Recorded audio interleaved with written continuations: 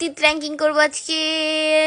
ও ওইটা যে কি যেন করে, এই যে দাঁতের মধ্যে যেন কি লাগায়, যাদের দাঁত উঁচা নিচা সমান করার জন্য। ইসি আঁকা বাঁকা, একটু ভালো লাগে না, খ্যাত নো। এটা কি মানে, এটা তো সবকিছু ঠিকঠাক, আবার দাঁতের মধ্যে কি আঁকাইছে, এগুলো ওভার স্মার্ট না, এগুলো আমার পছন্দ নেই। স্মার্ট ভালো, বাট ওভার স্মার্ট আমি লাইক করি না।